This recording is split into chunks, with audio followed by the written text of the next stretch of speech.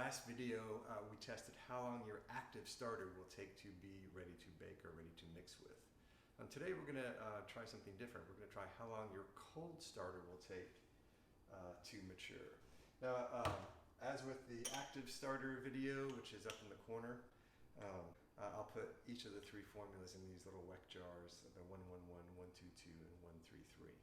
I make kind of a big deal over the starter peaking and retreating down the side of the jar as an indication that it's ready to go. It's true, it's totally ready to go, but it might be a little bit sour for you. So if you're doing a brioche or Pullman loaf, pain de mie, you might want to catch that right at its peak or just before its peak.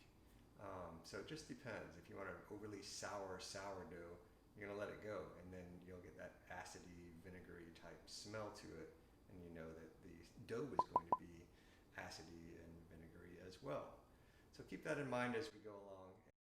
And here is our starting lineup. You see the 111, which has 20 grams of starter, 20 of flour, 20 of water. 122 is 20, 40, 40. 133, 20, 60, 60.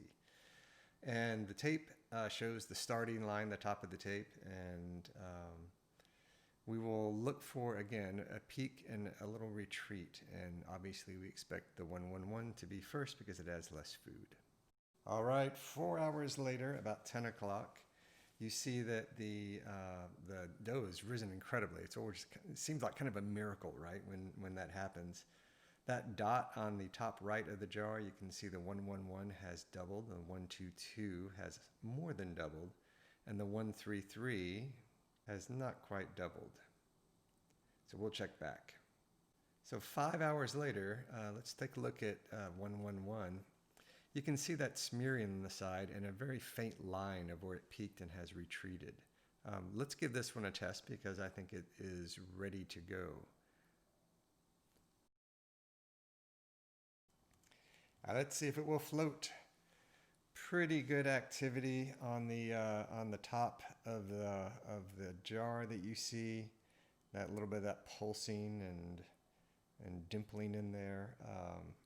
Really good netting I'm seeing, but that's a pretty strong starter that I have. Let's see if she floats. And yep, pretty decent float. Okay, let's go to the 122. You can see it's retreated quite a bit.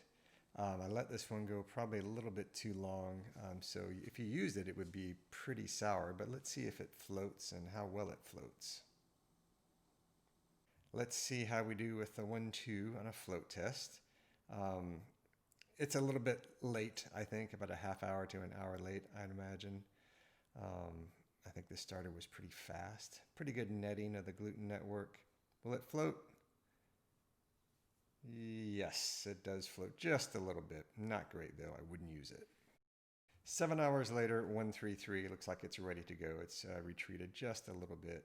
We caught it right at its peak and just after its peak. I want you to notice one thing though, when you pick that lid up and pick the jar up, it collapses. So if you do this early in the rise of the starter, you may get a false reading on the whole retreating of the peak situation. So just keep that in mind.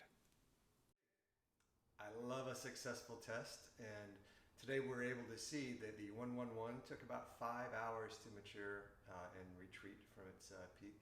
The 122, 6 hours, 133, 7 hours. So again, if you look at the active starter video, just 1 hour later, that you can use your cold starter. However, it's still not going to be your best lift. I mean, recall seeing the lack of bubbles on the side of the jar as compared to the active starter, where you see lots of bubble activity, lots of netting of the gluten network. That'll give you a better float, better lift to your bread. If you like this video and the other videos and it's been helpful to you, please hit that subscribe button. Really, truly appreciate it. Thank you.